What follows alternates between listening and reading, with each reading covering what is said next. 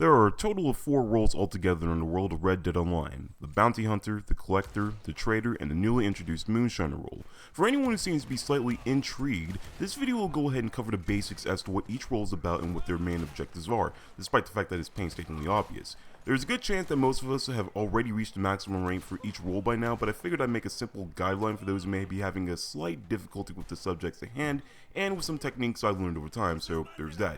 Also, YouTube apparently wants for us to indicate whether this video is appropriate for children, so here I go.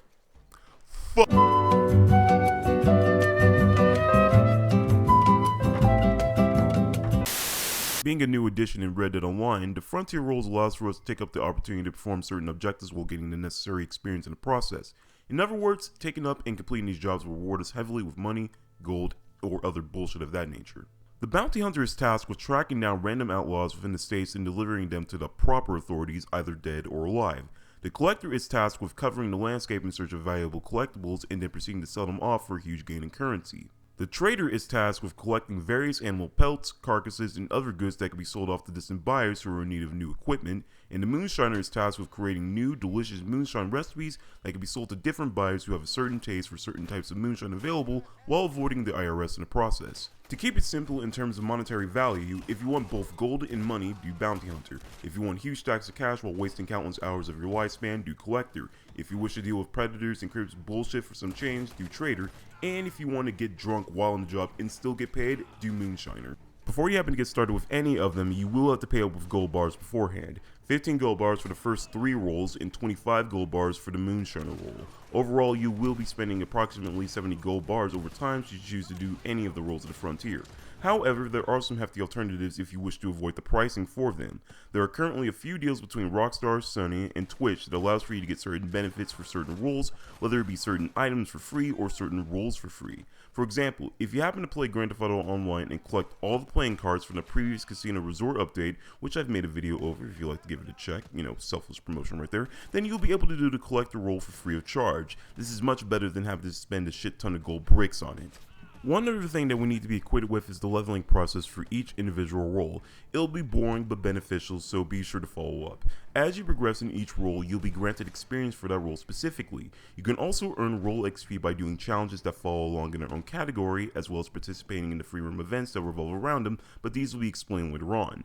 There are 4 ranks as you make progress: Novice, Promising, Established, and Distinguished being the highest of them all. Once you reach certain rank requirements, you'll be given another type of currency in the form of blue tokens. These tokens can be used to unlock certain pieces of equipment that are locked behind paywalls that you will need in the future.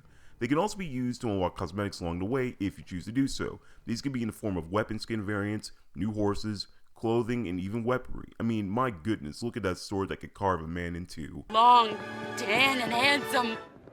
Meep. It's also noteworthy that as you level up, you'll receive special skills, satchel upgrades, and pamphlets that will prove to give you an edge in certain scenarios. This can range from highlighting targets with eagle eye, to ducking behind your horse for cover, having your horse pick up herbs for you, to even being able to spin your guns, gun tricks and all that nature. They have their advantages, so be sure to continue the grind.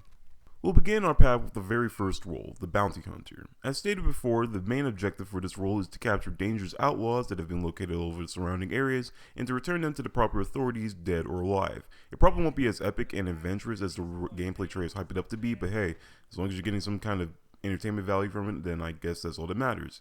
There are various bounty boards in the states that will have 3 posters to choose from: easy targets, normal targets, and hard targets. When selecting a poster, you'll be given a task based on who the target is and, in most cases, based off the area that you're in as well. The missions will vary and be repetitive, but that's nothing new for most of us. 9 times out of 10, you'll be surveying locations that the targets have been roaming around in. When found, you can either proceed to blast your way through multiple enemies and capture them by force, or should you take the stealth approach, proceed to apprehend your target before enemies catch wind of what's going on. There are other times we may have to track down outlaws like a lone wolf based off the clues they give sent to where they're most likely located. After finding them, you can tag them and bag them and be on your way. They may put up a fight, so it's best to knock them out before they get out of hand. Hell, at most points, the game will just straight up tell you to just go screw yourself and find them on your own with no location marked whatsoever. Either that on a train or just like a random skull in the middle of nowhere. Once again, it varies, and as you make progress, you'll be given even more objectives stacked on top of the initial one you received because the game wants you to suffer. A little tip. If you haven't been doing this for a while now, then there will be certain missions that you have come across before that you can complete with ease. It's relatively simple. If you already know the area that the target is in, then you can easily get the jump on them before they even know what's going on. That, if you know which area they're going to be and where they will actually stand most likely, say for instance right next to an abandoned shack in the middle of nowhere, Texas, then you can get the drop on them beforehand and kill off anyone who gets in your way. At the end of the day, it all comes down to critical thinking and figuring out what equipment is best to use. Speaking of equipment, there are 3 key items that you will need for this role: the reinforced lasso, the bolas, and the bounty wagon. The reinforced lasso is a stronger variant than the original lasso that you're given in the beginning of Red Dead Online, obviously. It'll be easier to wrap your targets in and much more harder for them to break free from, since that's the first thing they'll do. You can hit them to prevent this, but that's something you'll learn later down the road. The lasso overall is going to be your best friend when encountering bounties that will immediately dip the moment they set their eyes on you. Should they try to flee, the bolas will definitely come in handy. These throwables will enable for you to snag your targets at their feet, leaving them defenseless on the ground momentarily. As an added bonus, you can retrieve your bolas when you perform a hog tie on them, but be careful as they can easily break free from these when you're not dealing with them. The bounty wagon is capable of holding multiple bounty targets when performing certain missions that require you to capture 2 or more targets. You can spawn it from the stables menu, or you can retrieve it from the actual stables in-game. The wagon is very slow, but it's sturdy enough for you to get to and from certain places, as long as you're responsible and don't crash it like a dum-dum, or if someone doesn't happen to shoot your horse, then you should have no trouble whatsoever. Probably. In regards to the multiple targets, yes, they are a thing. They operate the same way as a regular bounty target would, except it's a bit more problematic and frustrating. Most of the times, being in a posse would definitely help you out in the long run, but seeing as how I'm a lone wolf at most points, I'm sure most of us can manage without some reinforcements. 2 targets are okay, they're relatively easy, maybe even 4 if you're feeling cheeky, but 6 is where I usually draw the line. There's no need to put yourself in any more stress than what you already have. As the old saying goes, work smarter, not harder. And if you're also wondering, yes, you can actually capture other players should they have a large enough bounty on their head. They'll go through the same process as a regular criminal and you'll get some rewards from it. I actually made a video as to how to put yourself in jail, so if you want to check that out in the description below, just click on it. Yeah, selfish promotion and all that crap. But then again, it's not worth it at all. Trust me. The last time I got invited to capture a player, they had a bounty of $0.00, so you tell me. If you actually want a challenge, then I would suggest the legendary bounties. There are 10 of them, and they pay very heavily. From the list, you've got Barbarella Alcazar, the Bandit Queen, the Wolfman, the Altu family, anarchist and former military sniper Sergio Vincenza, coward arsonist Cecil C. Tucker, the crazed Philip Carlier, corrupted politician Tobin Winfield, Madame LaPearl aka Etta Doyle, train robber Red Ben Clemson, and lastly Nikolai Borodin aka Yukon Nick. As you proceed to do these bounties, just note that they will have their own difficulty based on the number of stars that they have, which range from 1 to 5. The more times you beat a certain bounty, the harder it will proceed to get.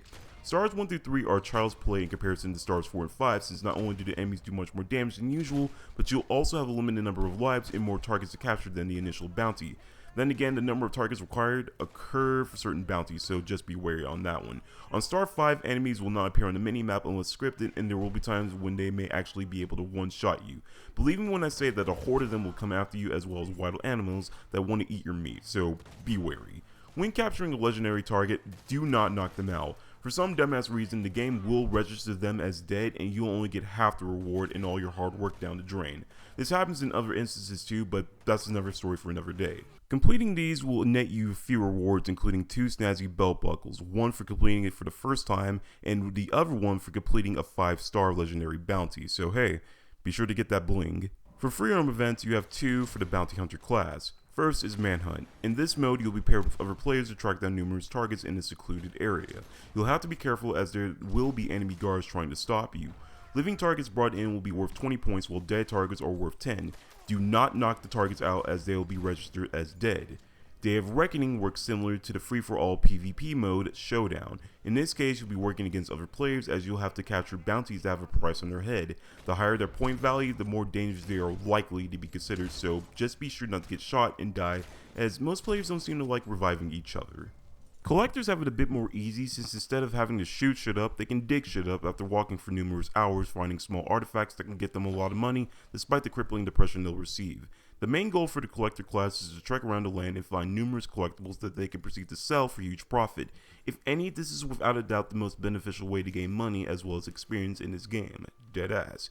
It will take you hours, days, or even weeks to even get the maximum profit that you're looking for, but as long as you have the willpower and patience to keep up the process, then you should be fine. Probably. To begin searching for shit, you'll have to link up with Madame Nazar, a fortune teller who has a hard-on for exquisite artifacts. After getting your collector bag, she'll give you your first map for free so that you can get an idea as to how the collecting process rolls. They act in the same manner as a regular treasure map, but instead of finding one treasure, you'll be able to find up to 3 depending on which type of collectible that you're looking for. But what kind of collectibles are you looking for is the question that you're probably thinking, and I'm glad that you asked.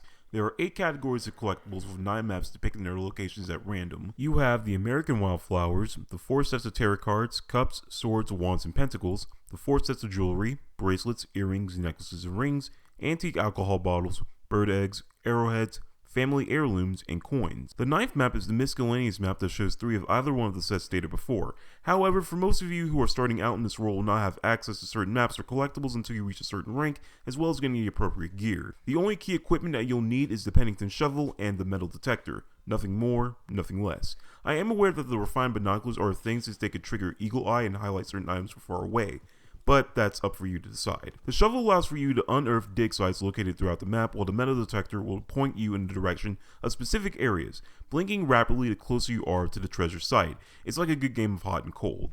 The maps that you purchase from Madame Nazar will also be of great use. Once you happen to find what you're looking for, it'd be best to mark down on your map where this treasure is located so that you can return to it any time when you do another sweep of collectibles. That, or you can just look up what day cycle the treasure falls on to make it easier on yourself, but that's something we'll get to in just a moment. The best part about this is that the treasures can be stacked up to 10 times before you decide to sell. So if you want a lot of cash, you're going to have to spend a lot of time finding duplicates. When you decide to sell your items, go over to wherever the hell Madame Nazar is since she's bizarre and likes to travel the whole damn county. Beforehand, you have to travel around to find out where she was located, but thanks to social media and the recent update, you can actually find her on the map, which is quite convenient for the most part. When you decide to sell your items, do not sell them individually. You will gain money from it, but only a small amount. Instead, sell them in complete sets since this will net you a lot more currency in the process. If you need a list of how much individual set is worth, then no need to worry fam, because I got you. This list shows off each set based off of how much they're worth, with American Wildflowers being the least valuable set at $155.50, to coins being the greatest valuable set at $540 and no cents. There's also a weekly list of items that require you to find specific collectibles that you can sell to Madame Nazar for some quick cash, but it'd be best to save your items for the sets because they're worth a lot more. Going back to the day cycles, this mechanic revolves around time in real life. In other words, the placements of collectibles scattered throughout the map will change every other day. If you plan on doing a sweep of collectibles, it'd be best to study the cycle list so that you know where each collectible is located. This is going to be time consuming, but then again, it'll be much more beneficial for you. Day 1 cycles will be every Tuesday, Thursday, and Saturday. Day 2 cycles every Wednesday and Sunday. And Day 3 cycles will be every Monday and Friday. Collectibles will be anywhere and everywhere around the surrounding area that you're in. That means you'll have to search every nook and cranny, whether it be some random cabin, chimney, tree trunk, or random body, since you can loot them. RNG is a thing in this game, so you may have to search a few, like probably up to 20 or 100. That's basically from my perspective because I have to search for a lot of shit. That and stranger activities are a thing in Red Dead Online, but I'll let you figure that out. I will say though that at some points you can actually perform grave robberies with some people, so just a quick heads up for that. For free roam events, you have Salvage. This mode puts you up against players and enemy NPCs alike as you have to search for random treasures scattered in a certain area after a wreckage has occurred. This mode is basically a godsend as you can get any type of collectible that's currently in game. Each collectible will be scattered all around, so you have to go get them first before anyone else gets to them as well. This is also a YOLO situation as you only have one life, so you have to make it count since other people will not be able to revive you because of greed. Be sure to check around secluded locations that contain chests or dig sites that you can use and get all the spoils for yourself and no one else be able to get it before you can. The The second event is the Condor Egg event, which is basically a first come, first serve kind of deal. In this mode, you have to find the expensive egg that's worth $1,000 before anyone else can get to it. This is literally either going to be a short event or a long event, as the egg can be found in less than a minute because other players are very persistent. Your best bet is to go to locations that you wouldn't think the egg would be in. Should you find the egg, sell it immediately. This is the only collectible that cannot be stacked because apparently this is probably going to be easy money for all of you. Altogether, there are 165 collectibles in the game, so go out and get that bread. Traders will go through the process of collecting various animal carcasses, pellets, and other items associated in that category, as you will be tasked with selling the collected goods to local strangers for good profit. In association with Crips, you'll be running what is known as Crips Trading Company, a small little business that makes you collect the necessary materials for Crips so that he can refurbish them into something that can earn the both of you cash. In order to get started, you'll have to get the butcher table from the Wilderness Outfit menu. With this at hand, you'll be able to turn in all the pelts that you've collected thus far and gain experience. Key equipment that you'll need will consist of the hunting wagon, the medium delivery wagon, the large delivery wagon, and the weapons locker and stew pot if you're feeling kinda cheeky, to store away weapons that you don't use and to give yourself golden cores when slurping down a delicious meal. The hunting wagon will be very useful as you can carry multiple animal carcasses and other items within it as opposed to your horse. The best part about this is that you can switch between both of them to maximize total efficiency when collecting enough goods for your camp. All you have to do is just use the stable menu to call upon the wagon at will and dismiss it when you've collected enough goods. 3 things that you need to be aware of when trading in your items: the materials gauge, the production gauge, and the goods gauge, all located at the top right hand corner. The materials gauge is gradually filled up over time as you bring in the necessary product. As you're aware, you will have to hunt various animals in order to actually get the business rolling, which will be difficult as sometimes the game will screw you and not spawn any animals when you're actually looking for them. You already know the process when it comes to hunting game, but just in case you need a refresher, all you have to do is just kill any animal that you see. Birds, bucks, pronghorns, white-tailed deers, small runting animals, anything will help. Each animal within the game has their own value, whether it be the whole body, a pelt, or even an accessory associated with them.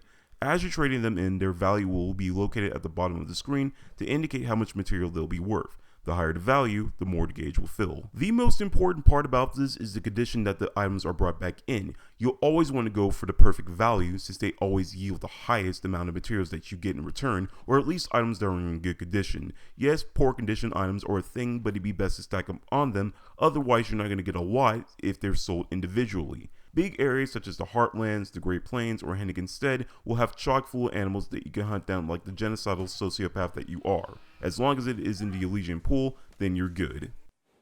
Look at you, wasted and gasping for air. The one thing that I will ask is that you be careful of predators, as they can easily ruin your day in the blink of an eye.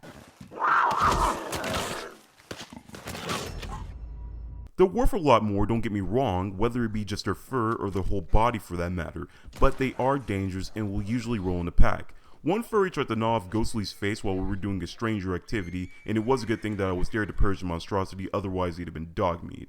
They will appear randomly, so be sure to use the environment to your advantage. If there are 2 cougars and you see a rock, you climb up on that bitch and you open fire on that pussy. Not sexually, of course. Then you can return the materials to your camp with no worries whatsoever. Hey, is that a bison? Thank you, Dark Souls. If you're also feeling kind of risky, you can steal other players' shit like a dirtbag, but that rarely happens, so stick to hunting. Unlike me, who will actually take the opportunity to steal someone else's stuff when they're not paying attention. The production gauge is more of a status alert in regards to how the business is doing, but afterwards you'll get alerts when the production is halted. This can either be due to you not having enough materials, or if you have to do a resupply run. These side missions will have you listen to Crip's requests for certain materials that he'll need to keep the production flowing. By completing these, not only will you gain experience points, but you'll also restore units of material to your camp. At times, you'll have to find certain animals and trade with the locals, defend people of interest in order to get supplies, or perhaps having to retrieve wagons full of goodies that also happen to be on fire for some ungodly reason. There will even be times when you have to do chemical wagon runs, which require you to take the wagon back to camp without having it blow up in your face. Whatever you do, just be creative and have fun with it.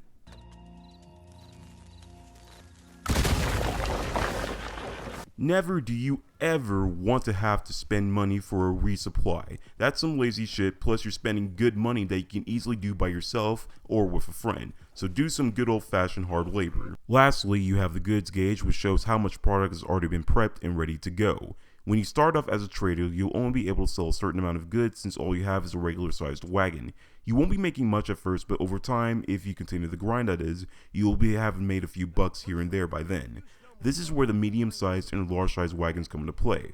With these, you'll be able to store more prepped goods over time and obtain a lot more currency in the process. You will have to wait a longer time, but it will definitely be worth it in the long run. When the goods gauge is maxed out, that's when you are finally able to make a sale. You have the option between local or distant deliveries. Local deliveries are very short routes that you have to take with no little trouble at all. The only downside is that you'll earn less, whereas with distant deliveries, you'll earn a lot more, but not only will you have to travel across the whole damn county, it'll also be open season on you. Other players will be alerted when you perform a distant delivery, and if you're within the vicinity, you will have a horrible time. Trust me, it happened to me once, and I hope that it doesn't happen again. Since the whole country will be up in arms and going after you and your goods, you will not be able to go into defensive mode during distant deliveries, which is understandable. But you can be in defensive mode while performing local deliveries, so it's basically up to you in terms of how much money you're willing to make. You will be in different situations from time to time when doing sales. This will consist of people being after your tail, enemies waiting for you, small minor inconveniences. Even the weather will play tricks on you, but as long as you keep your cool, then you'll be fine. When you make it to your destination, one of two things will happen. Either you're home free and you can drop off the wagon with no danger whatsoever, or you'll have to fend off a couple of bandits who are after the wagon. They will be finding the buyer, so that should give you a big enough opportunity to eliminate them. Be sure to loot their bodies, as there could be a possibility that you can get collectibles or even animal pelts that will always be in good or perfect condition. Be wary that your camp can also be raided, so keep an eye out on the base of operations. Crips can actually get hurt, so that will halt production unless you can revive them. And never, ever let your business be red, dead, and down under. Trust me, it's not a good sign, nor is it a good feeling. That's why you have a dog that you can pay for to help out with stress relief. The only freedom event that is under the trader class is Trade Route. In this mode, you'll be paired up with other players and have to work together by attracting a train full of materials that will be beneficial for you and your company. Enemies will always be hot in your trail, so you'll have to kill them before they do any damage to your cargo. You do have the option of leaving once you arrive at the station, but if you do happen to stay, you'll get more units but have to deal with more enemies in the process. It's competitive, but in the end, everyone wins a little something if you work together. Best tip I can give you is to always stay in the very front cart of the train. That way you can take out incoming enemies and try to deal with some enemies that start popping up as the train goes along.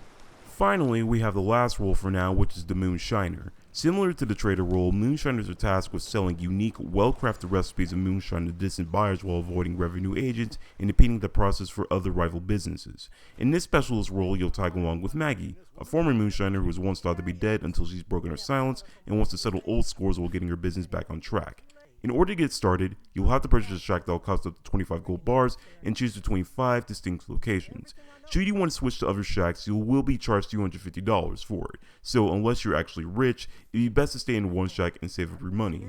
You will have to deal with 2 starter missions, which is getting the necessary supplies for the operation from a bunch of crooks, as well as a cook that can properly whip up some nice moonshine.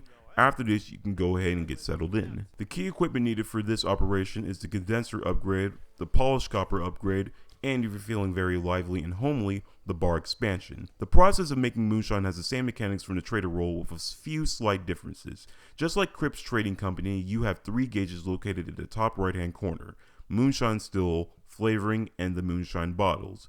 Within the still, you'll have to create a mass which will consist of the type of moonshine you want made: weak, average, or strong moonshine. Note that you will have to pay for the mass requirements, but you can get the price reduced by completing bootlegger missions or the storyline missions associated with this role. If you have the Outlaw Pass, you can have a few freebie tickets where you don't have to pay for anything at all. With the condenser upgrade and the polished copper upgrade, you'll be able to create stronger variants of regular moonshine. This means that you'll earn a lot more in the process, so be sure to save your money for these upgrades as you will need it in the near future. Flavoring is used to determine what kind of kick that you want to give to your moonshine. As you start out, you'll be given recipes on which kind of moonshine that you can create as long as you have the correct ingredients. Most of them will be the herbs, berries, or flowers that you can collect from the open world. Others will be canned fruit that you can collect from general stores, catalogs, dead enemies, or the open world once more. You can even go to the stables if you wish to acquire fruit from there. Certain collectibles like the Caribbean rum or the Margarita American flower can be used to make high-priced moonshine. Unfortunately, you'll have to level up the class before you have access to these recipes. You can even get a look at the buyers beforehand and see which individual is paying the most for certain types of moonshine. They will change a couple of hours or so be sure to be on the lookout for them. Moonshine bottles are the culmination between the still and flavoring procedures. You'll be given a time limit as to how long the moonshine will take to be created. It could take as long as 20 minutes to an hour, so you will be bored. The time can be reduced when you reach a certain rank and require a skill for it. During this time, you can go to the moonshiner store and start upgrading your areas. You're going to need that bar expansion for patrons and other players such as yourself. You want to make sure it looks spiffy with the photographs and decor that costs gold because it's such bullshit, or money because that's also bullshit. Get yourself a band and have them play some good old tunes that you can even perform in. And be sure to pour yourself a glass because you honestly deserve it in the end after all the hard work they had to deal with. Going back to the missions, both will net you roll XP as well as decrease the cost of the mash fill requirements for your moonshine. For bootlegger missions, you'll be given multiple tasks similar to what you faced in the trader role. At most times, you'll have to eliminate revenue agents at certain checkpoints since they'll attempt to impede anyone's progress in regards to selling moonshine. Other times you'll have to sabotage rival moonshiners' equipment. This can be done in an aggressive manner, or you can actually take the time and do a stealth approach, which is actually preferred. You may even have to start up a brawl in the local saloons and show them who the real man or woman of the operations are. Other than that, you may be required to help out drunk patrons or set some fields on fire in a classy way, of course. Either way, you're going to have your hands full. The storyline missions for the Moonshiner role are actually a banger. You get to see the backstory from Maggie's perspective as well as deal with old acquaintances that are trying to disrupt your business. They are definitely a joy to play and you should definitely give it a whirl if you wish to earn more role XP, master requirement prices reduced, or just for the money. They also do have a new difficulty called Ruthless difficulty that allows for you to play in a much more hardcore manner. They are definitely much more harder than what you may have experienced from the legendary bounties that we've discussed. So if you're looking for a challenge, go ahead and give that a try out. By now your moonshine bottle should be ready to go. You can proceed to sell to whoever is trying to buy your product, and usually the person with the most money is the way to go. Just like the chemical wagon side mission from the trader role, you will have to get your product over to the buyer in a safe manner. That means you'll actually have to learn how to drive carefully. If you even make as much as a scratch to the wagon, then you risk breaking a bottle or two and heavily decreasing the amount of money you were supposed to make. As you ride along, 9 times out of 10, unless you manage to find alternate routes, you will be coming up upon revenue agent checkpoints. From here, one of 4 things may possibly occur. 1, you can either go through without them having to check up on your wagon at all. 2, you may be pulled over so that they can check the contents of the wagon before telling you to go through.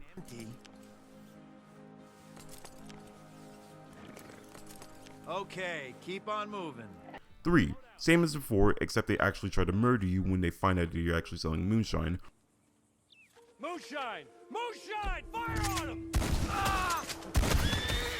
Or 4, there will be no one there and you're good to go. Unless one guy happens to pop up randomly, but you can just eliminate him if you feel free to do so. Stop this nonsense! However, at this point, you can either make it easy or hard on yourself. Sometimes I usually will be that shit started for no reason because I actually want to loot the bodies afterwards, but other times it's not really necessary. Unless you're a sociopath like me who likes to burn all the revenue agents alive, mind you, then there's no need for you to screw around since there's a chance that you can actually damage your wagon. You're on a time limit, so be sure to get to the required destination at hand. If you're still iffy about selling, then just know that you can actually do these sell missions on defensive mode so that no one can actually bother you. Unfortunately, there are currently no free arm events under this class at the moment, but there is a moonshine recipe that is unfortunately locked behind a special event that Rockstar has yet to release. When that event will appear, I have no idea, but I'll be sure to go over it properly with you guys when the time arrives. And that, ladies and gentlemen, is a simple guideline to the current rules of the Frontier. Hopefully this helped most of you who are having some difficulty trying to complete the process, or if it kind of made you chuckle. Hopefully you guys enjoyed the video as well as the new year thus far, even though it's apparently going to ship from what I've heard. But until next time, I love you all, stay safe out there, peace.